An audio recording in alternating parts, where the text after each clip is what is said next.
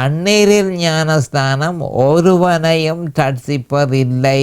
அது ரட்சிக்கப்பட்டதனுடைய அடையாளமே தவிர அது ஒருவனையும் ரட்சிப்பதில்லை என்ற உண்மையை நாம் அறிந்திருப்போம். ஆனால் ஆவிக்குரிய கிரியைகளில் நாம் நாட்டம் கொண்டு அதை விசுவாசிக்க மாட்டோம்.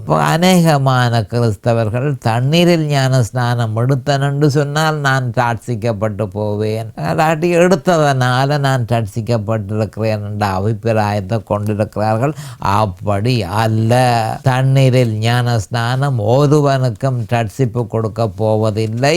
அது ஏற்கனவே ரட்சிக்கப்பட்டதன் அடையாளம் என்றதை ஒரு கிறிஸ்தவன் அறிந்து கொண்டான் என்று சொன்னால் ஆவிக்குரிய கிரியைகளை விசுவாசிக்கிறதுல இருந்து அவன் நிப்பாட்டி சிலுவையில் அறையப்பட்ட இயேசு கிறிஸ்துவிடம் அவன் திரும்புவான்.